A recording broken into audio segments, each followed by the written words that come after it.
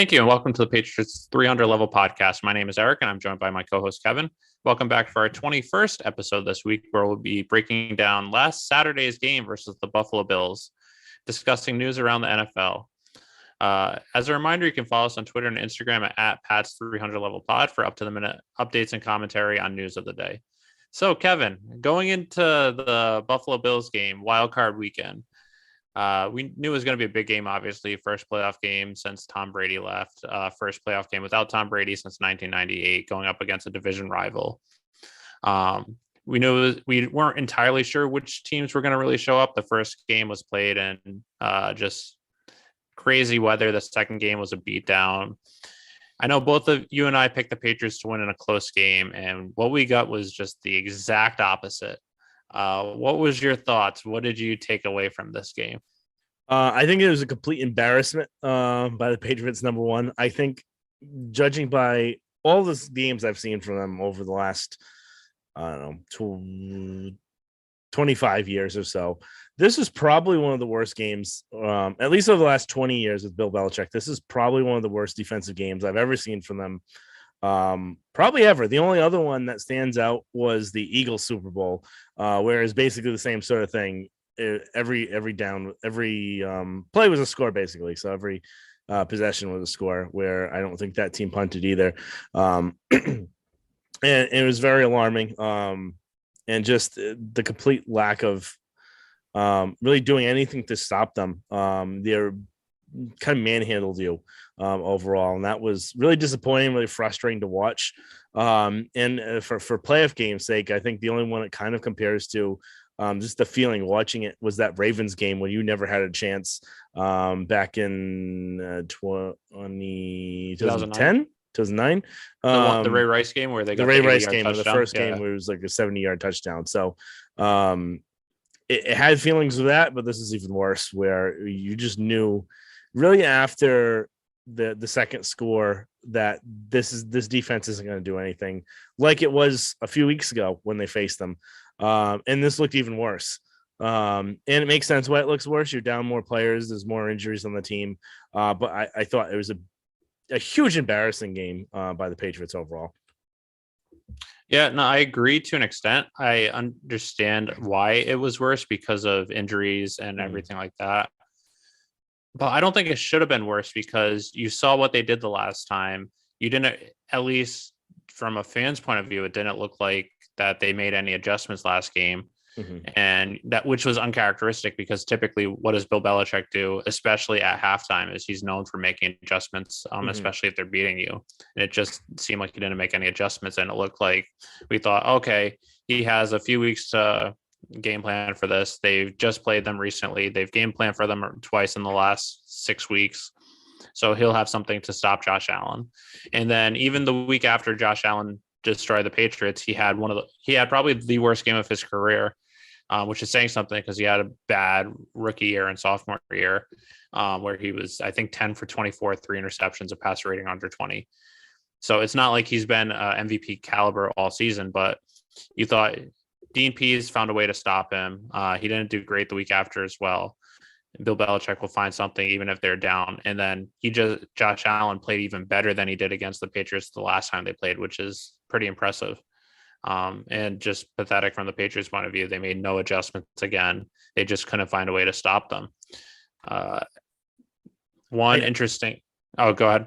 I was going to say another thing with this game, and before we kind of start even talking about even more, but just to kind of address what a lot of people are saying after this game, this wasn't a Josh Allen referendum. This wasn't that he is so elite where he could kind of tear through you and beat you. We've talked about his physical skills, which are really good. He's big, he's strong, he's fast. He's got a cannon of arm. His accuracy's improved a decent amount.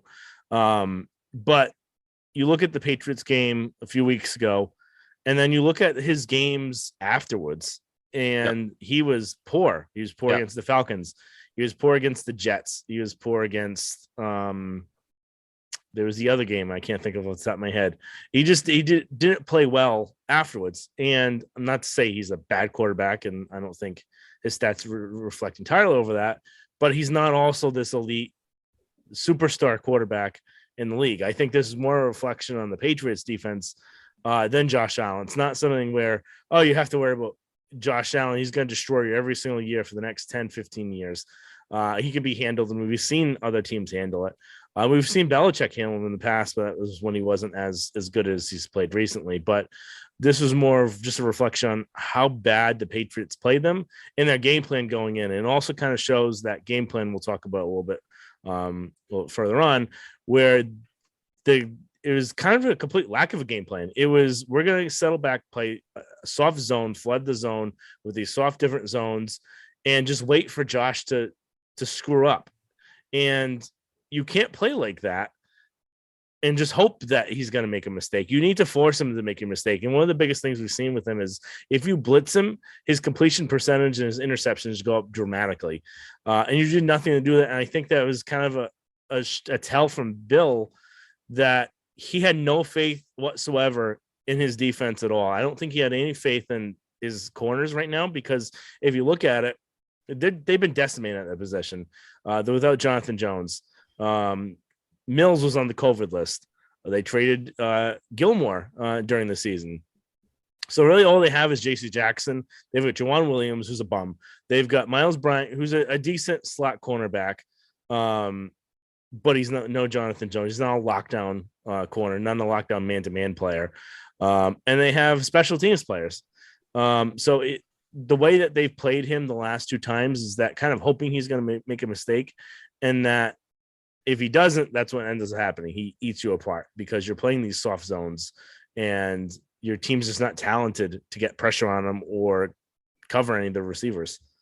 Yeah, I thought one thing that I noticed early on was I think they were trying to get pressure. If you looked at first few series, Dante Hightower was blitzing almost every single time. And I know he's had a couple good games here and there this year, but it looks like he has lost a step. And it's not that he isn't as effective as he was a few years ago when you need a sack on a quarterback. He's the one blitzing, and he's going to get it, like he did in the Falcons Super Bowl. He did in the Rams Super Bowl. I saw him rushing. It looked like they were trying to get some pressure early on. They just weren't successful. And then also something that just was striking was Matthew Judon as well. His 3 worst games of the year, at least by Pro Football Focus, were against the Bills, with this one in the playoffs being the worst. And he only played, I believe, 22 of the 51 defensive snaps the entire game, which he was your defensive leader the entire season. And ever since a few weeks before the bye, something just happened. I don't know if it's injuries, something else, just worn down, but he's just not the same. And I think that's part of it, where early on in the season, you could have Judon getting pressure, Barmore getting pressure. And if you blitz one other person, or just them alone, would be able to wreak havoc, where if you're down one, you're not able to do the same thing. And since they were able to get pressure, even though you are a little depleted in the secondary compared to other teams, they were still able to be successful. And I think that was a big reason as well. Some of your other players that you thought would be able to get pressure going into the season was Chase Winovich. He was inactive for the game. He was your leader in sacks last year with 6.5. I know he's more of just a pass rusher, but he could have been someone that they could have used to get after him, unless he's just regressed over the past couple of years. And then Uche as well, where I know I've brought this up a lot the past month or so, but he was, a lot of people expected him to take that next step and be one of your leaders on defense, especially rushing the passer, and he just hasn't been utilized correctly. I don't know if it's just he hasn't been showing it in practice, or the injury that he suffered early on in the season is still hampering him, but I don't know. I think that was a big issue.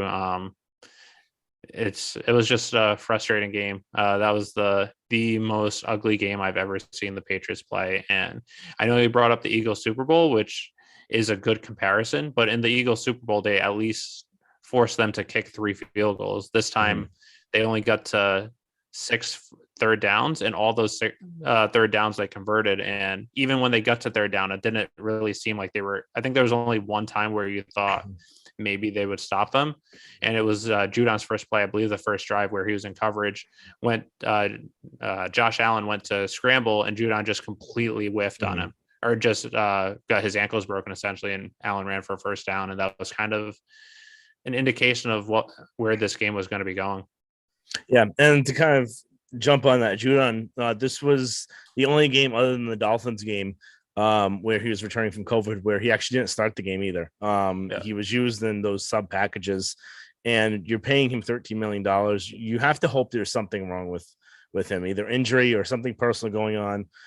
You don't hope there's something wrong, but from his play point of view, from the way he's playing, you gotta hope that the amount of money he's being paid and owed, that there's a reason behind it and it's fixable, rather than there's a complete lack of buy-in right now, and it's like in another Darius Thomas situation, where he was used a ton at the beginning of the season. He's even used on special teams, which I think is a little overkill based on how much they've used him.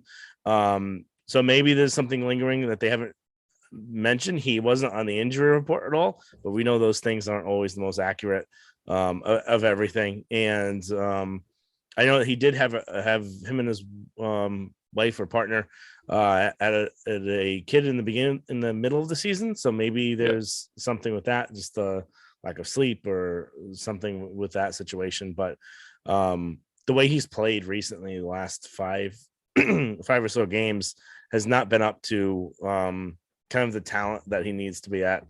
So I just have some stats kind of backing that up. Yeah. So the first 11 games, 10.5 sacks, 22 quarterback hits. The next 7, or the last 7, 2 sacks, 4 hits over 7 games. If you want to go even deeper, first 13 games, 25 hits, 12.5 sacks. Last 5 games, 1 QB hit, 0 sacks, which is for how productive he was the first 2/3 of the season, where people were saying, including us, we were both saying he should be at least considered for defensive player of the year, just to fall off like that. And part of me thinks it could just be he got worn down. Just one comparison it brings up is Chandler Jones. I believe in 2015 or 2016, through the first 10 games, he had about 12.5 sacks, similar to Judon's numbers for a sacks point of view. And it was looking like he might have a shot at least chasing Patriots single season record of Andre Tippett's, which was 18.5. And then the last 6 or 7 games, he had 0 sacks, which is similar to Matthew Judon's numbers too. So it could just be he was used so much that he just got worn down as the season went on. Yeah, but I don't know. That hopefully is the reason why, and that it wasn't like a complete lack of buy-in or anything like that. There was something notable that possibly has changed since the bye week, though. We know we kind of use that as that tipping point when things have changed recently, and that's when they started playing sloppy again. That's when they kind of looked like that 2-4 team from before. And the big question was, is it just that they're being exposed, that they're just not as talented and they were just beating up on bad teams, or did something really happen that bye week? That's just a big question that hopefully some of the beat reporters may kind of get a little bit more action on and see what really happened. But it's something just to kind of wonder about what happened from that bye week. Was there a change? Did Bill maybe give up some of the control he had over the defense, where he wasn't in as much control because they were playing so well, and maybe he tried giving the reins back over to Gerard and Steve, and maybe that caused an issue of communication issues and why everything just didn't look right. But just something to look at. And it's just another thing where to bring up that 2019 boogeyman, where we have a lot of retreads from that team, and that team faded beyond as the year went on. And this is just an older team too. So when you're going on throughout the season, are they young enough? And that'll be something we're going to be getting into in a few episodes from now, what to potentially do to try and fix this team. But do they just run out of gas at the end of the year? And is that one of the big problems, where these are kind of the same retreads, and you need kind of those younger legs to be using, like you had said, the Winoviches and Uches. And I get maybe Uche doesn't set the edge as much as you would like, but what's Judon doing right now at this point either? So I think that's just some questions we'll get into later on in a few weeks from now on another podcast, which is what to potentially do with this roster, where it's not all in bad situations. There are pieces there. It's just some small tweaks that need to be made to make it better. It's not like we could expect a huge transformation in 1 year from that 7-9 team, which was a pretty awful team, and they should have probably been worse than that if Bill wasn't the coach. To at least making the playoffs and looking better. So it's going to take time. So it's not going to be something that happens overnight. Yep. Just one thing I just want to briefly bring up, because it's something that you mentioned as well, is the fading down the stretch, where this is actually the third straight year we've seen this. Traditionally with Belichick led teams, where they usually get stronger as the year goes on, as that's when they pretty much lock into step. You could argue even 4 straight years, where the 2018 team, which did win the Super Bowl, they did have those 2 losses in a row in December, which then they faced the Jets and they kind of turned things around. But 2019, they started the year 8-0. They finished the regular season 4-4. If you include the playoffs, 4-5. Last year, they lost 4 of their last 5 games, or 3 of their last 4 games, when they were in contention of possibly making one of those last playoff spots. And then this year, they were 8-4 at the break, 8-4, and then they lost, or 9-4. They were 9-4 at the break, and then they went 1-4 over their last 5 games. So it's just something to keep an eye on. Yep. So kind of going. Anything else on the defense you'd like to get to, or you want to kind of get into the offense a little bit? Just only things with the defense was it was pretty much everyone. It wasn't one or 2 players where all the secondary got lit up. JC Jackson didn't play like a number 1 corner. He played like he did early on in the season, where he was just inconsistent. And once again, they let Isaiah McKenzie just kill them. Someone that I think the most catches he had in a game leading into the season was 2. In the season was 2 before the 11 catch outburst a couple weeks ago. And then once again, his just speed lit them up. And I wouldn't be shocked that the Patriots go after him this offseason, because he's a free agent, just similar like how they did with Wes Welker or other people that beat them during the season. But I don't know. It just was maddening how once again, someone that just wasn't producing all year just beat you for the second straight game. Kind of switching gears and going to the offense. What did you really make of how this offense played? And what were kind of your thoughts with that? I thought Mac played really well. I know he had 2 interceptions. The first interception, which kind of, I don't know if it changed the trajectory of the game, but if he hits that, if Micah Hyde doesn't make an insane play on an interception, that's a touchdown to Aguilar, assuming Aguilar catches it, which is no guarantee. But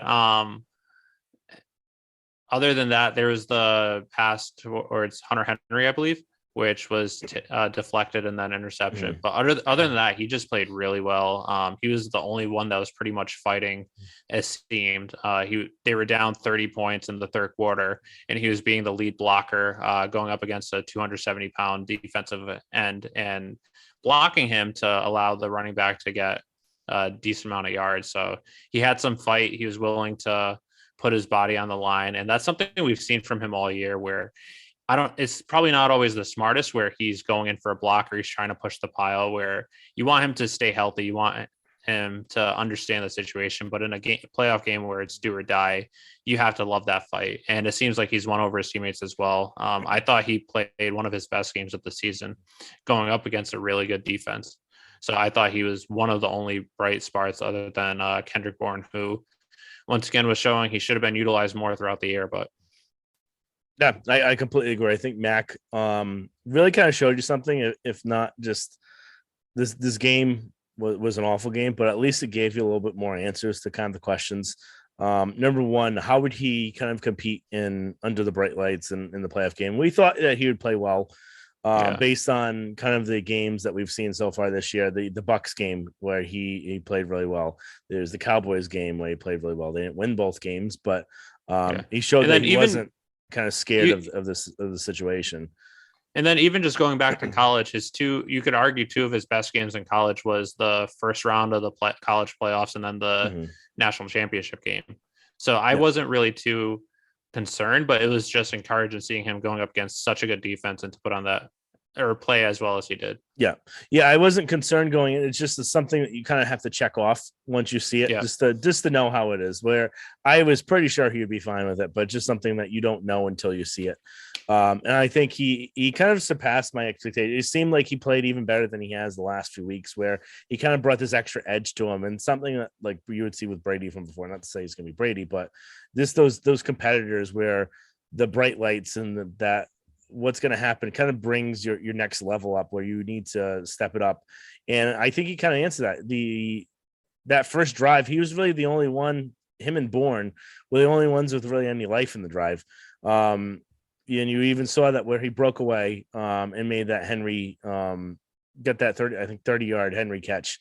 And then there was even just that first play where that first throw to the left to Bourne was something that is a pretty hard throw to make, and he looked really well in it. So I don't think you have to worry about him in the Cole either, which some people would say questions, how would he do based on it? Not saying that he would do bad, but just because we haven't seen it, like we had said before, where we just don't know, where you would assume that it'd be fine, but you just don't know. And I think kind of answer those questions. And then just that scramble that he had before, where just he's not known as a running quarterback or anything. I think he's a little bit more athletic than people give him credit for. Yeah, I agree. He's not like a statue. He's not even like Brady, where Brady, I think, ran like a 5.3 or something like that, and he ran a 4.7. So it's not like he's. Brady got fat. To Brady's credit, he did get a lot. He has gained speed as he's gotten older, which is kind of the opposite of what you expect. Yeah, but he broke through with that, and it just showed toughness. He just showed a lot of stones in this game, and it made me actually really happy watching this, knowing that he's only going to get better as it goes on. And this is my big takeaway just from the offense overall, which is Mac, where I'm pretty happy where how he played this and how good he looked. And a lot of the plays that he made were really good. The only kind of down play was that second interception where he could have gone in a different direction. I think that was a pretty tough play to try and make, even if it wasn't tipped. But I think that's the good thing to come out of this. The bad was some of just the overall execution from other players. Shaq Mason and Trent Brown had probably their worst games of the year this year. Jonnu Smith was awful. He barely played, and when he did play, he was not good. He was making poor blocks. They really have to get him right for next year and get him in a better position. And the run game wasn't great. I think Stevenson did really well in the run game. I don't think Harris was as good, and I think it kind of helped with Stevenson because the Bills are a little bit quicker. I feel like Stevenson's a little bit more quick than Harris is. So he has a little bit more kind of explosion. There's something different with Stevenson than Harris, where Harris is kind of more, I feel like more of a power. I feel like Harris shoots through the line quicker than Stevenson does. There's just something with Stevenson where he's a little bit more agile. I feel like he can get more shifty, maybe. But yeah, there's other than that, and Aguilar didn't have a great game. And I know that drop, that interception isn't on him at all. I know some people blamed him for that, where, you have to get up and knock the ball out of his hands. If you watch the reverse angle on there, there's no way he could have done. No, well, first of all, no way he could have knocked it out. Second of all, there's no way he even saw him coming because he already knew he had beaten the corner. He did not see him coming from the other spot. And at that point, he's trying to find the ball and make sure he catches it. He's not looking to his right to see if someone's coming, because that was 99% of the times that would have never happened. And he would have never made it there. That's an Ed Reed type of play, a Troy Polamalu type of play. One of those elite safeties, Hall of Fame safeties, makes that play. And Micah Hyde is an all-pro safety, so there's very few players in the NFL that could make that. It was almost a perfect ball too. If it was perfect, it would have been maybe 6 inches to the left, and it would have never made it. But in those situations and that deep of a throw, that's all he could have asked from Mac and even Aguilar. It was just a spectacular play by Hyde. And if you even look at the replay, I don't even know that he was actually even trying to catch it at that point. I don't think it looked like he was trying to break it up, and somehow it stuck on his hands and then realized he could catch it. And I don't think he was intending on trying intercepting it at the beginning. So, other than that, anything of note on the offense? Just one is I thought Justin Herron actually played very well. Considering I know that that was one of our biggest concerns going into the game, at least from the offensive point of view, was they're without Isaiah Wynn, who has been inconsistent this year. But when we've seen Justin Herron, at least when he was playing at right tackle, he was just horrendous. But when he was at left tackle in the Texans game, he played pretty good. So that was at least encouraging to see. He held his own, and you could argue, one of your best offensive linemen the entire game. Yeah, no, I think he played really well, and I think that's a good sign for the come. It may be, and I think it's something we kind of talked about because we did a lot of line talk at the beginning of the year. Yeah. And there's differences between different sides of the line. There's differences between different positions of the line. It's not something one person can play every spot. One person can play, if you can play tackle, you can play right tackle or left tackle. If you can play guard, you can play right or left guard. Some people, it's just the way that you're seeing things and you're doing things. He may just be a better left tackle than a right tackle because when he's played left tackle, he hasn't looked bad. When he played right tackle, he didn't look good.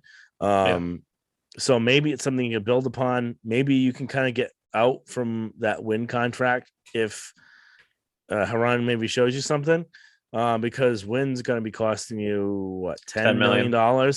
And I don't know if you've seen enough from him where you would want to extend him later on from that. So that's just something where that was kind of another bright spot in there for that.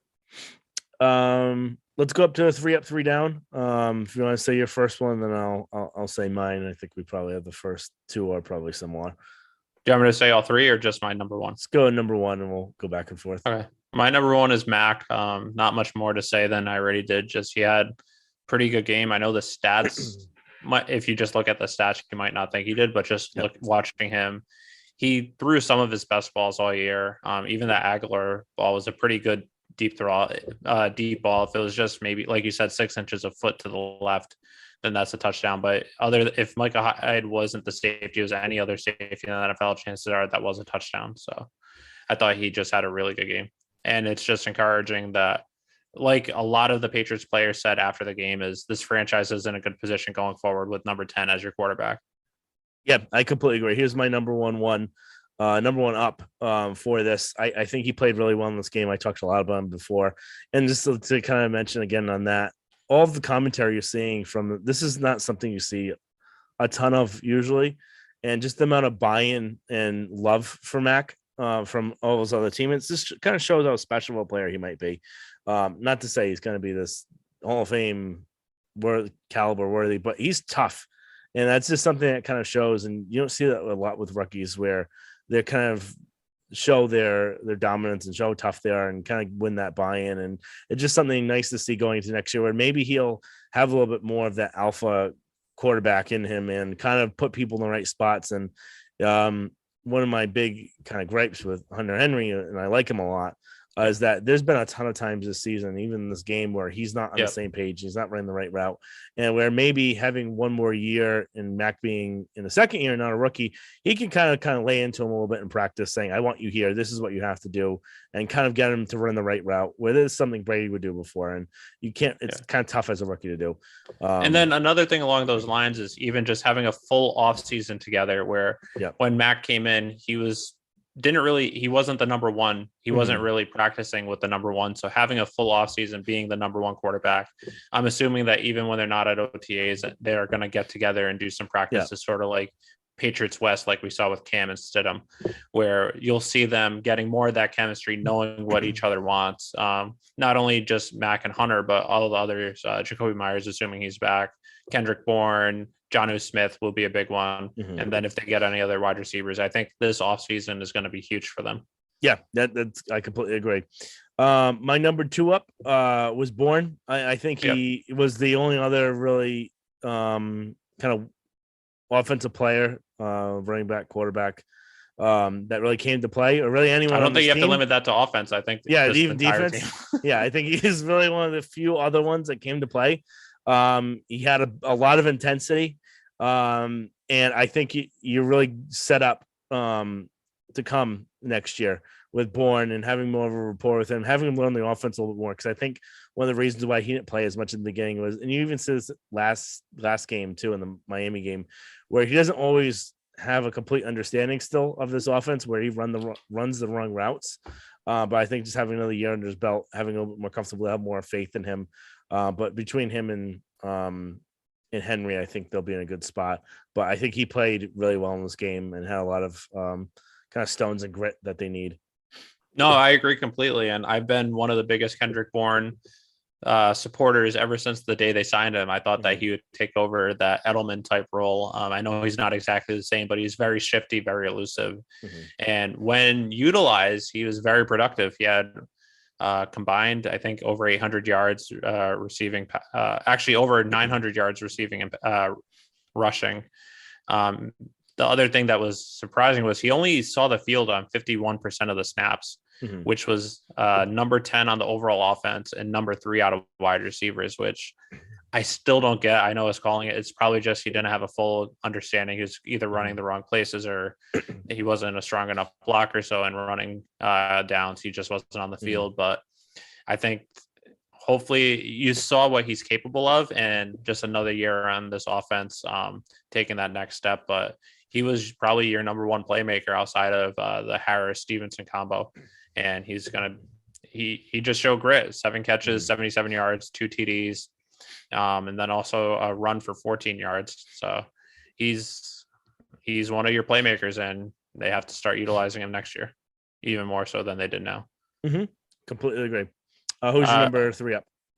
So I have it as a tie, which is surprising because there weren't too many people, but I just wanted to. 2 people I've been down on all year, I thought actually had good games, so I might as well just give it to them. Justin Herron, who I said he had a pretty good game on offensive line. I said a little bit about it already, so not going to go too much into it. But then also Jake Bailey. I thought he had a good game. He only had 3 punts, but 2 of them were inside the 20 and averaged, I believe, 53 yards per punt. So he was so inconsistent throughout this year. Maybe this is a saving grace that prevents the Patriots. This, along with how bad they played and the infusion of talent that the team needs, that they won't be willing to waste a 3rd or 4th round pick on Matt Araiza. But I think that he had a good game, and if they don't decide to move on from him, hopefully it's just an injury or something that's holding him back. Yeah, I think he had. I was actually thinking it during the game that surprisingly, it's actually punting pretty well. He's getting it within the 20s, not having a touchback, and he had a nice booming punt for that other one. So I actually thought he had a good game. My number 3 up was David Andrews.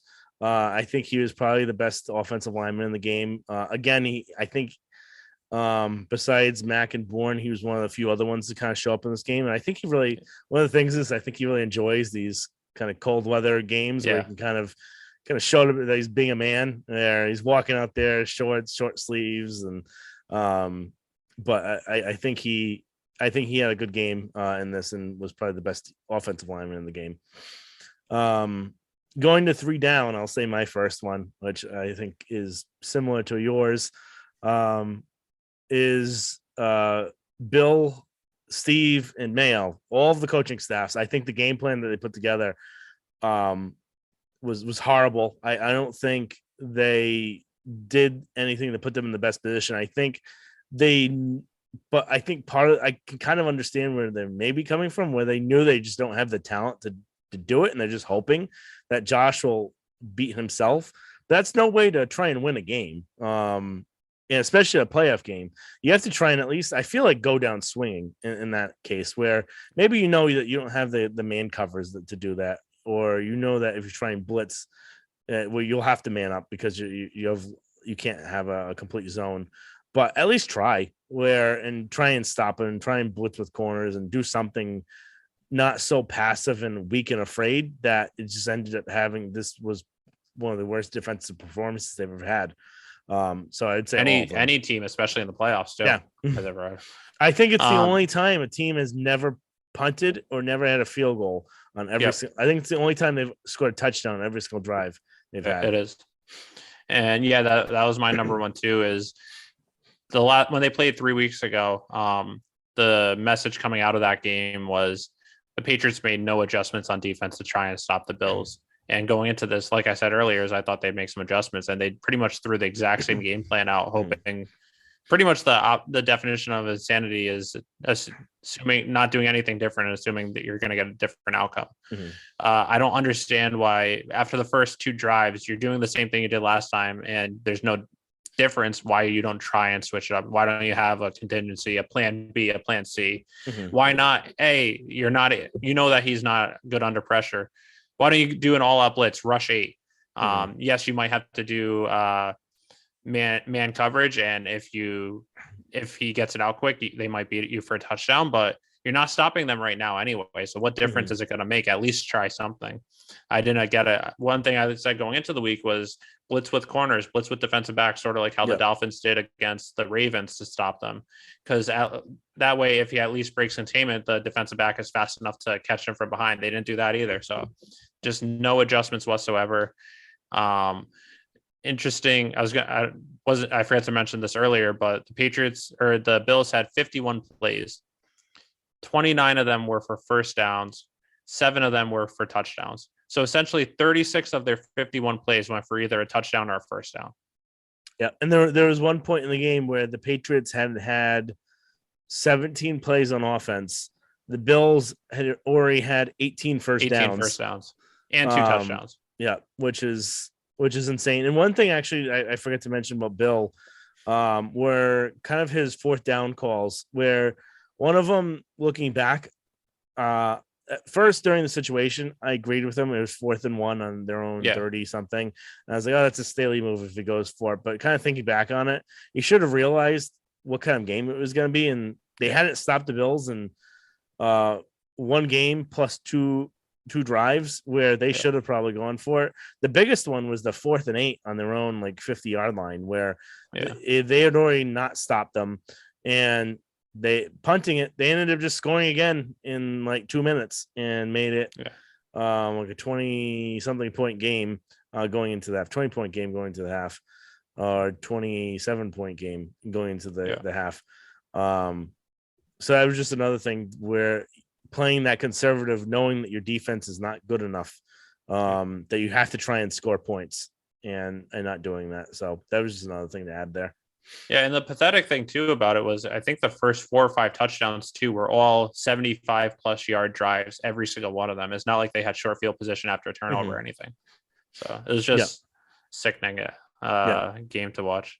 And then this leads me to my number 2 down, which is just the defense as a whole. It was a terrible game plan, but then the execution was just horrendous as well. All your defensive backs got lit up. Kyle Duggar, who's pretty good in coverage, he allowed 2 touchdowns. JC Jackson didn't play like an all-pro. Juwan Williams was horrendous, like always, or 80% of the time he's on the field. Miles Bryant wasn't great. Linebackers were too slow to really be good in coverage. So, and then even just the defensive line wasn't able to get pressure outside of Barmore in his limited plays due to his injury. Yep. I completely agree with that. I don't have that. I have it on my list of honorable mentions because I wanted to get into 2 different other players, but I completely agree with that. I think the defense as a whole was not good. So my second one was JC Jackson. I think he had a really poor game. And this was just something where he kind of looked a little out of it, and maybe he wasn't giving it his all. Maybe he knew that this game plan they had was terrible, and he's like, oh, we're not going to win anyway. Or maybe he's just not. I think he's good because when he tries to lock down, we've seen bits and pieces where he could be a lockdown corner. Is his head going to always be in it? That's one thing where you may want to look going into this offseason, but you kind of need him now. So, but he did not play well. Who's your next one? Just going on quickly on Jackson, that's the thing that concerns me a little bit going into this offseason is the first 6-7 weeks of the season. I thought he was very inconsistent. He wasn't playing like a number 1 corner, which is why he was on my 3 down for most of the first half of the season. Second half, he was a complete lockdown corner, but then this, as your last game you're seeing going into the offseason, is just a little concerning where the franchise tag on cornerback, I believe, is going to be $17 million, which we'll get into this in a couple episodes, but is he worth first cornerback money? And if you say no, do you have people that can replace him to to do that based on your current roster, who you think you can get for the amount of money it's going to take. I don't know if you do. So that's just something we'll get into later, but I just wanted to bring up quickly. Yeah, that's a big thing to bring up. And I think that just a kind of little prelude to what may happen. You may be stranglehold where you have no other option, or you may have to pay him. But is it better off paying him just for 1 year rather than giving him a big extension where you don't have to worry about after this 1 year, you're gone with him. If you give him a big extension and he kind of, I got my money, that's all I need, then that may be a bad situation. So, my number 3 down was the offensive line, where second game in a row against the Bills where they were pretty much just getting pushed around outside of Justin Herron and David Andrews. But offensive line, Michael Onwenu wasn't great when he was in there. Trent Brown was bad. Karras wasn't great. Shaq Mason was bad. And what we saw the first game when they won was both offense and defensive lines winning in the trenches. And that's pretty much what you needed to do or how they've won a lot of the games this season. When they played after the bye, when they played the Colts, when they played the Bills, and then this game as well, they were just getting pushed around where this is supposed to be one of your strengths this season. And the first half of the first 6 games, it was a weakness, but right around the Texas game, the rest of the way, it was one of their strengths, and they were just getting pushed around, and it led for it. I know the offense wasn't the reason why they lost, because even if they scored 35, 42 points, they were still going to lose because the defense going to stop anyone. But I thought that there were so many, it was such a disappointing game in so many factors that I couldn't have put actual players in the 3 down, where just whole position groups or whole areas of a specific unit just had to be in it because it was just so bad.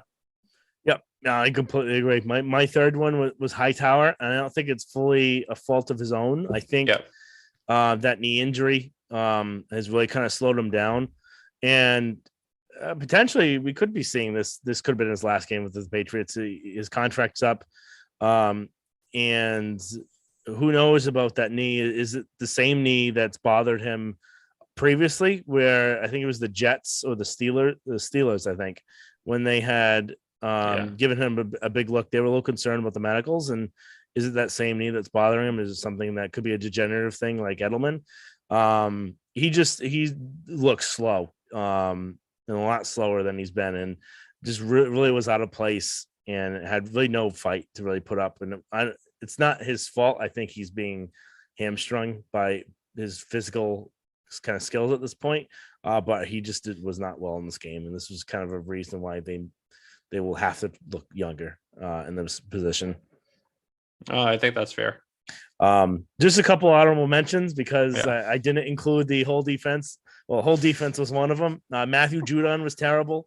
Jonnu Smith was terrible. Jamie Collins was awful. Juwan Williams sucked and blew. Duggar was bad. Bryant was bad. The 2 practice squad corners ran into each other and had no idea what was going on. And those are my honorable mentions because I could have put any of them in this list. They are all bad. Wise was bad. And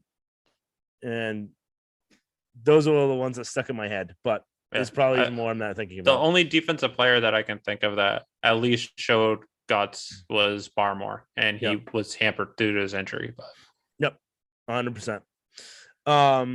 Now, kind of looking into the news around the NFL, AFC in particular, there are a couple good games on here in this super wild card weekend, where there's a few good games, and then there's some more blowouts. Bengals Raiders game. What were your thoughts on this? Were you able to watch any of this one at all? Yeah, I watched. I watched most of it, and it was just the refs. Just I don't know what to say because the refs have been horrendous all year, and then this was pretty much the high point of horrendous reffing this entire game, where just the one point that sticks out where everyone's talking about was the Bengals touchdown where they blew the whistle mid play, and you can see, I think if they blow the whistle, it's a dead ball, so it doesn't count.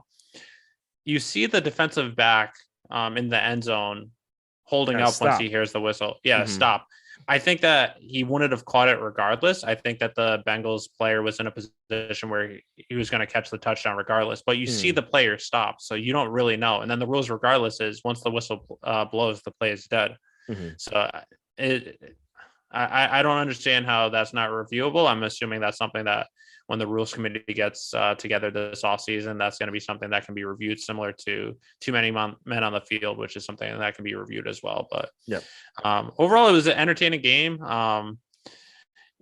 It's just I don't know. It's just such a game that's so competitive and so close just gets overshadowed by the refs. And that, what's the ref's name? I keep thinking Booger, but that's I keep thinking I forgot his name, but he's at least no longer refereeing any of the playoffs in his whole team, and they were. And he's always been bad. So I don't understand why you had him reffing in a playoff game.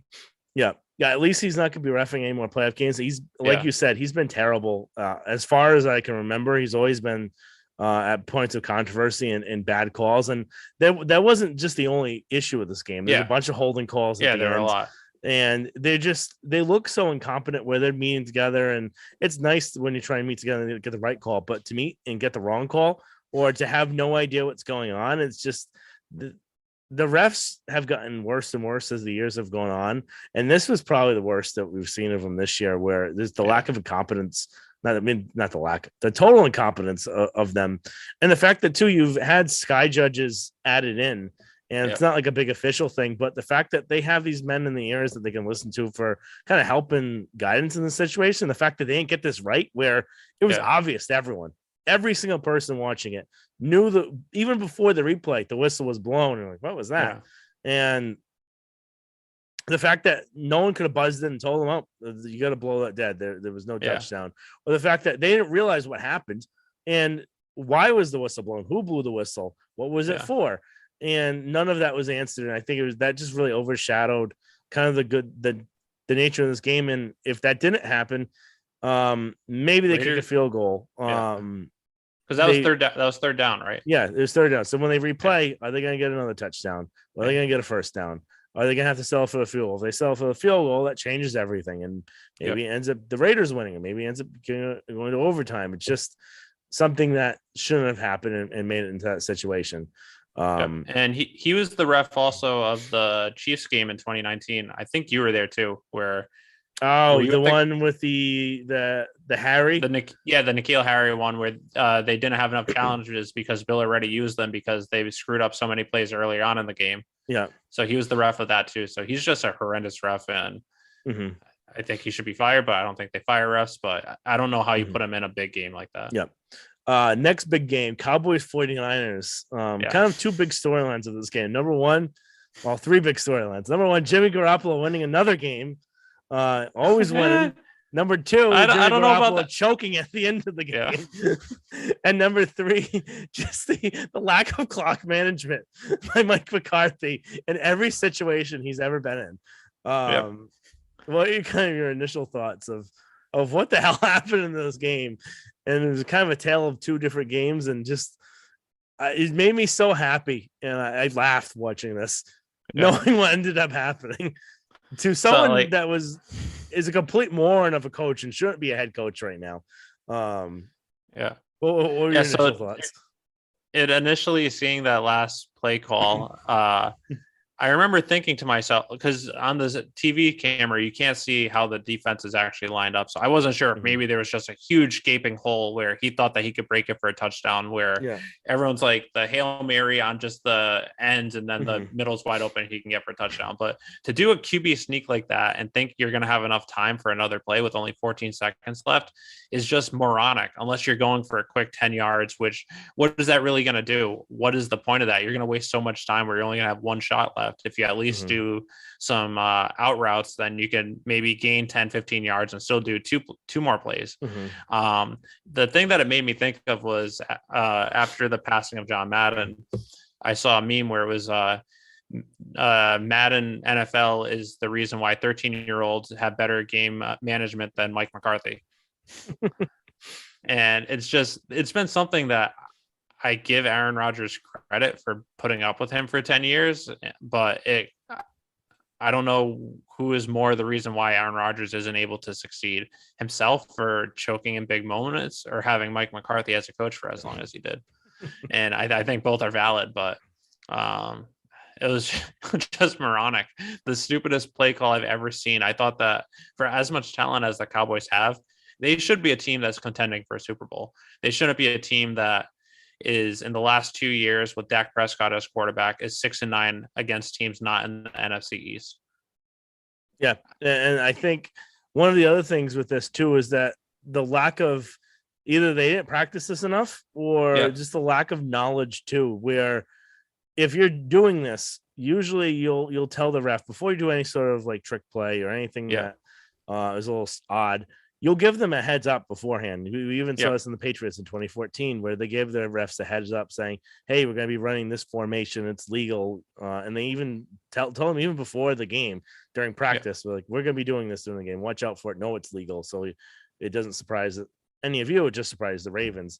And in this situation, say, hey, we're going to run it. Make sure you're ready to clock the ball and touch it. And the other thing where Dak doesn't have the knowledge to hold the ball and give it to the ref, and whereas they put it down, wasted the time and had them fumble around and cause the whole issue. Whereas if he held on to the ball and gave it to the ref, that would have been enough time to set the ball and have them touch it and get that snap off to spike it.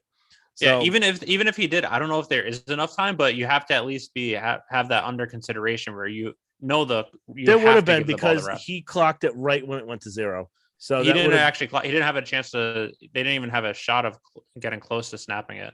No, it was almost snapped when that happened. Yeah, I don't know,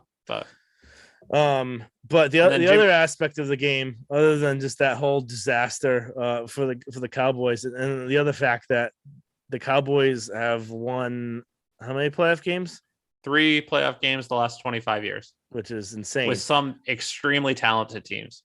Jake Delhomme has had more playoff wins than them. Mark Sanchez, Nick Foles, Blake Bortles, or no? Blake Bortles, I think, has 2. Yeah, it's close. Yeah. The other aspect of this game was kind of another choke job by Jimmy Garoppolo near the end of the game. But is it a choke job by Jimmy Garoppolo, or is it just an inherent chokiness from Kyle Shanahan? I think it's Jimmy Garoppolo. I think Shanahan's a horrendous coach who chokes all the time, but I think it was them together makes it even bigger a choke. I don't think Jimmy is a great quarterback, especially in crunch time. I know that he has some game-winning drives. I know he has a 700 winning percentage, but I think part of that is having an extremely talented team and just him doing enough to where the rest of the team wins the game for him. So it's tough for me to say. I think I'd like to blame more Kyle on this just because I like Jimmy still. And even though I'm not done with him, even though I said I was going to be. So, but it's kind of funny to see where it's the same kind of situation where that Chiefs game happened where all you had to do was not throw an interception. You did. Yeah. So it should be interesting to see what happens with the Packers next week. I'm hoping they beat them. And we have a Brady Jimmy NFC Championship game, which would be a pretty interesting storyline, and I'd hope to see Jimmy in the Super Bowl. Not gonna happen. So our 5 questions of the week, I think we may have 6 or 7. Just one other thing, just about the rest of the NFL playoff games is outside of those 2 close games, which were marred by other reasons. All the other games were just complete blowouts. So, which was a little surprising. I thought Patriots Bills would be close. I thought Rams Cardinals would be close. I knew Chiefs were going to blow out the Eagles, and I knew the Bucks were going to blow out the Eagles, and Chiefs were going to blow out the Steelers. But just something that there wasn't really much competitive football this weekend. No, yeah, for the amount of games, it wasn't as fun, I think, as I was hoping it to be. But at least the Eagles game got a little interesting near the end. But so our 5 questions of the week. This might be 7, but first one for you: rank the remaining quarterbacks in the playoffs. You don't have to give a whole explanation; just rank them. Yeah. So my ranking goes Brady, Mahomes, Rodgers, Burrow, Allen, Jimmy, Stafford, Tannehill. I think Stafford's a better quarterback than Jimmy, but I think Stafford in the playoffs, I know he played better Monday, but I think Stafford in crunch time is more of a choke job than Jimmy. But Jimmy is kind of too. So I think they're the exact same one as you. I wasn't really paying attention as much. Brady, Mahomes, Rodgers, Burrow, Allen, Jimmy, Stafford, Tannehill. Yep, that's what I got. Exact same one. Yeah. So I think the top three are obvious. Yeah. I put Burrow ahead of Allen just because I still don't think he's that good. I don't think Same. Allen's that good of a quarterback. And I think Burrow has the potential to be a pretty elite quarterback. I agree. And then I think Stafford sucks. Not completely sucks, but I think just he crumbles. And then Tannehill isn't good. Next question. Rank the remaining coaches. It was a little bit tougher just because it's harder to kind of see. Yeah, this was obviously tougher because you don't know how much of it is really the coaches or the coordinators on specific plays and everything. But for me, it's Vrabel, Reed, McVay, LaFleur, McDermott, Shanahan, Arians, and Taylor. Mine goes Vrabel, McVay, Reed, McDermott, Shanahan, LaFleur, Arians, Taylor. And I think it's kind of interesting. We all have Arians in the bottom. He may end up getting fired as this year. Brady has his way. I put just Reed behind McVay just because I think that's fair. I feel like Reed's gotten a little bit lucky with having the roster and the talent there. And he historically has shown bad time management. Yes, even with the Chiefs. Yeah. LaFleur, I think I put it was tough to really decide the Shanahan LaFleur part just because I think they're both choke artists. And we saw that with LaFleur in the NFC Championship game, their play calling. I hate McDermott, and I think he loses his way, but I think he's a decent coach if he keeps his head screwed on. That's fair. I agree. So my next question for you, of all the available coaches and coach, if you had to hire a coach basically right now, of all the people that are available, okay, that was quick. That was mine too. So not really a big debate there. I think the only other possible one that some people forget about is Jim Harbaugh, but I would still take Flores over him probably. I'd take Flores first, and then probably Jim Harbaugh, and then I think you get into that area of McDaniels or Dayball or someone along those lines. But I think Flores has shown it. He's shown that the players like him, at least supposedly. There have been some reports that some don't, but I think for what he's done in Miami, I think he's done a remarkable job. Yep, I think no doubt I'd hire Flores. And then you get into those questions about Dayball, McDaniels, even Bill O'Brien, where he's kind of a moron a little bit, but he did well with the Texans before he started stepping into the player development part. Yeah. So the player, and he never had until 2017. He didn't have a quarterback, 2017. He made I think he won the division three times with your quarterbacks being Ryan Mallett, Brian Hoyer, Brock Osweiler, like those types. Yeah. So he's shown that he can be successful. It's just as a coach, at least. Yep.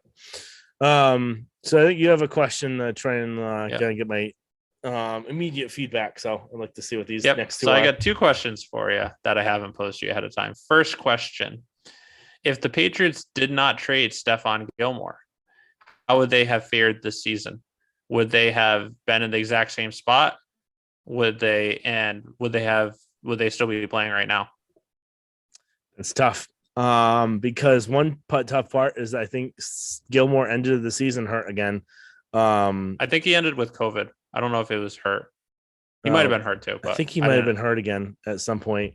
So that's tough because would the Patriots maybe have brought him along slower and not try and force him into the game as quick, and maybe he would have been healthy just for the playoffs. I think he played every week except the last week, and I believe that was a COVID injury or COVID being out. Then I will say, are you assuming buy-in and he doesn't try and assuming he just plays, and that he doesn't say, I have a pulled hammy to try and get out of it. They would be better, obviously. I don't think that's a hard thing to say because they could. That's not what I asked though. What do they finish where they did? Do they finish? Do they lose this first round? Are they the 6th seed and then they end up losing this game? do they win any of those other games where they're a different seed, or do they win the division, and are they still playing? I say they probably win the Miami game, or they win one of those games. I think with him, because I don't think they would have been as soft, or they would have won that previous Bills game possibly.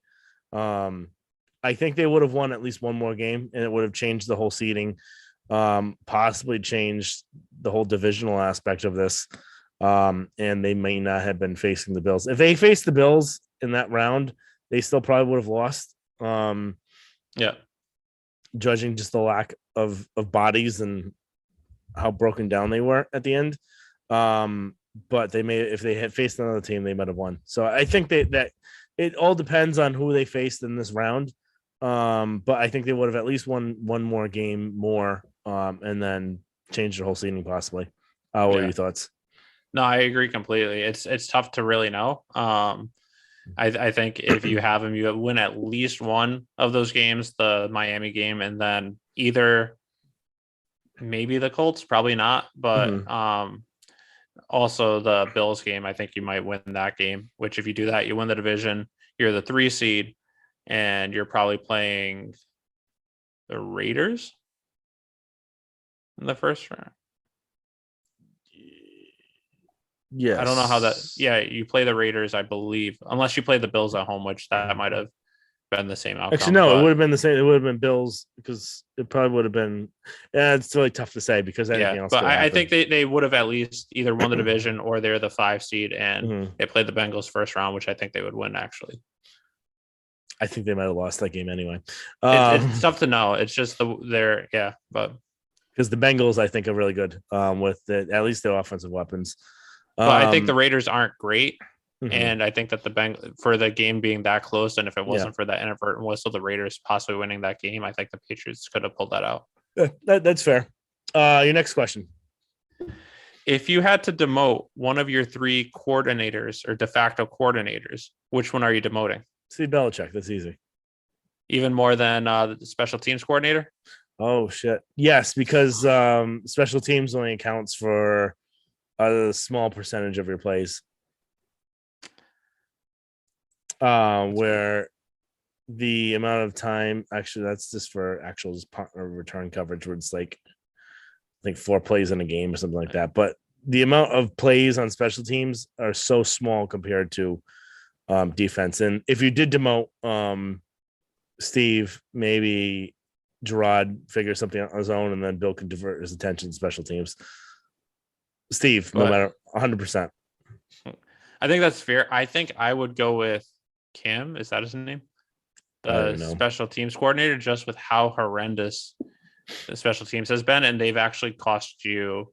You could argue if you had Joe Judge as your special teams coordinator. Granted, you don't know if this stuff still would have happened, but you might win the division if you have a different special teams coordinator. I think Steve Belichick or the Patriots defense at least has had some really good games this year. It's just tough to really know which is because of Steve, which is because of Bill. And if you do demote Steve, who takes over? I think that's just the biggest question mark of if you had someone in line like a Romeo Cornell or a Brian Flores, where you're confident in them taking over, then yes, but I don't know who that is based on this current coaching staff. I still think that how poor they were playing before and how poor they played this last game. I think they need a stronger voice in the room. And someone that's got a little bit more respect than just being the coach's son. So, I'd go with Steve in that instance. Okay, that's fair. So, this is kind of similar to the previous question, but not really. What would you rank Mac's performance among the quarterbacks this past weekend? So going into this, the reason why I asked this was going into this, we ranked all the quarterbacks going into the playoffs. And I believe both of us ranked Mac around 10 or 11 out of 14. I thought he played really well. I put him right around a little higher than middle of the pack, where I thought Allen, Brady, Mahomes, and Burrow, and Stafford had better games, but he was clearly better than, in my opinion, Jimmy, Hurts, Dak, Big Ben, Murray, and I think Carr as well, but I could see the argument where Carr had a good game too. So that puts him right around 6 out of 12. So a little better than half. That's my opinion, but I thought he had a really good game. Some quarterbacks where Murray is a 2-time Pro Bowler, Big Ben, Hall of Famer, but he's obviously in decline. But even Dak is someone that's pretty good quarterback. He's slipped since his injury this year, but I thought Mac in those contexts, I thought he played a pretty good game. Yeah. I have Mac at 5, and I forget to put Dak in there, but I can mentally put him in. So I've got Allen, Brady, Mahomes, Burrow, Mac, Stafford, Jimmy, Dak, Carr, Hurts, Murray, Rapisberger. So I think the Mac Stafford one, I think, was the hardest one I had to kind of toss up because Stafford ended up winning the game. I think Mac did a lot more for his team, even though they lost, than Stafford. But I think that's a pretty toss up where you could kind of say one or the other. But I'd say right around the middle, like you said, 5-6 ish, which for a rookie quarterback is really good. Mm-hmm. Just the last question. Because the Patriots are, who are you going to be rooting for going forward for the remainder of the playoffs? So win the whole thing or just each of these upcoming games this weekend? How about upcoming games and then who you want to win the whole thing? Upcoming games, Brady, I'm rooting for over, or Bucks, I'm rooting for over the Rams. I'm rooting for 49ers over the Packers. AFC, I'm rooting for, I don't care as much in the Titans Bengals game. I want the winner of that game to go to the Super Bowl. Probably Titans just because of Vrabel, but I'm indifferent on that. And then Bills Chiefs is tough because I hate both teams. Both are so cocky. I think I'm rooting for the Chiefs just because of I don't like the Bills right now, especially with how they've handled everything. After the Bills beat the Patriots last time, them like celebrating, running off the field, talking trash, and then also in a wild card game.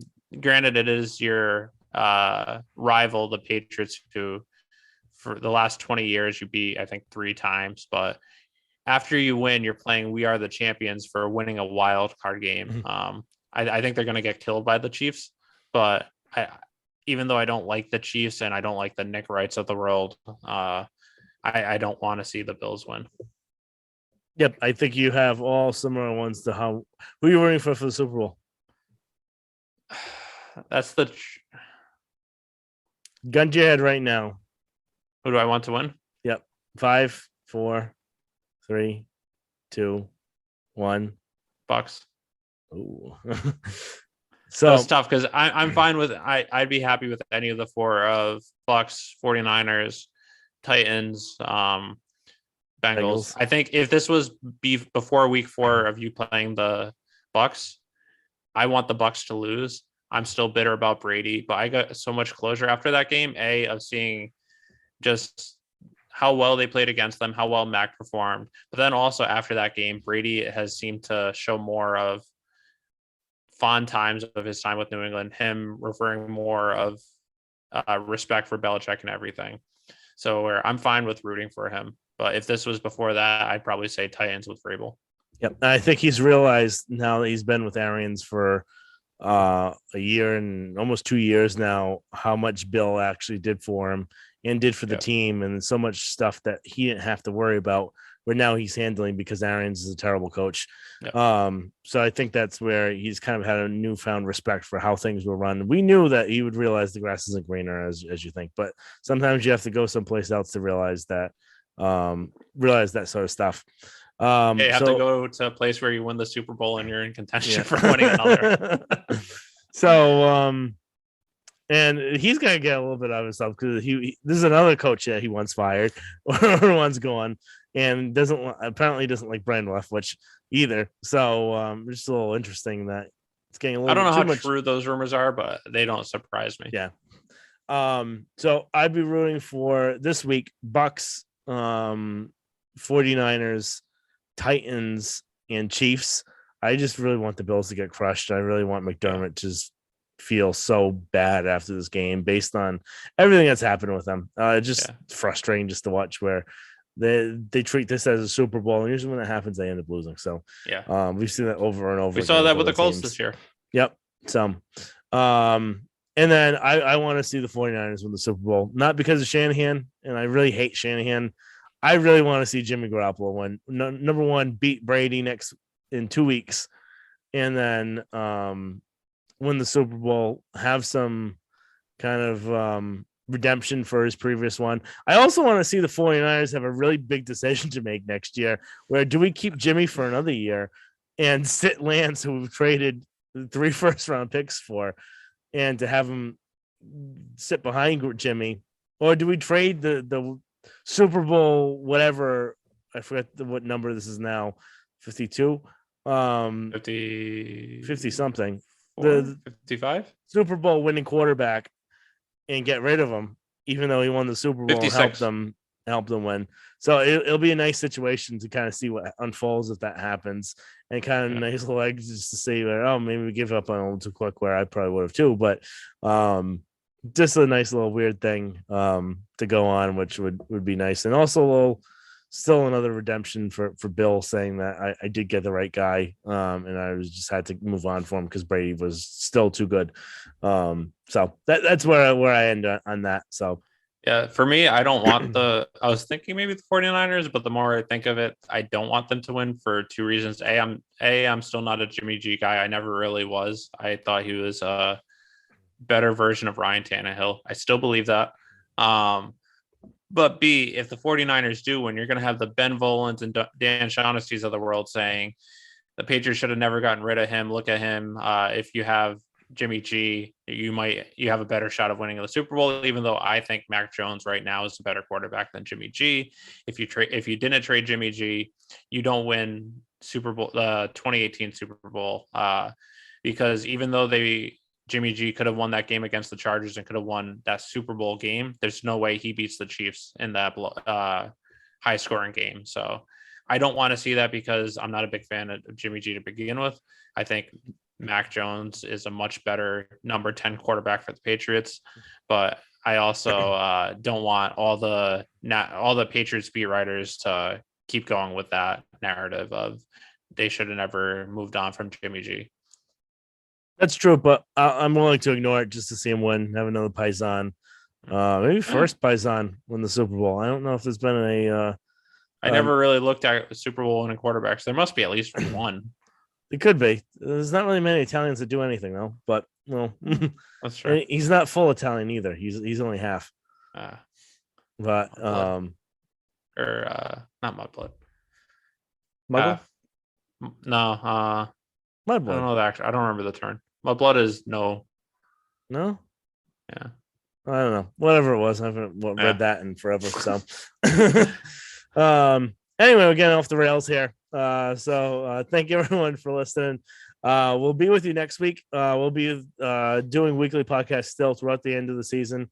When it gets into the off season, we'll probably go into like an every other week, just because there's probably not gonna be that much content. If there is something that breaks, we'll obviously have a podcast that week to kind of address it, break down what happened.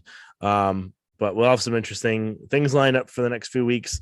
Try and get some guests on this off season too, just to get a little bit more kind of breakdowns and look to see what's happening and get kind of just some fresh lenses into this. So remember, follow us at Pat's 300 Level Pod on Instagram and Twitter, and follow us on YouTube as well if you're just listening to the pod. Subscribe, rate, and review. If you listen on multiple different platforms, subscribe both spots, and you could review on not only Apple, but you could review on Spotify, you could review on Google, you could review on YouTube. Make sure you like those videos as well. So thank you very much. We'll be catch you next time.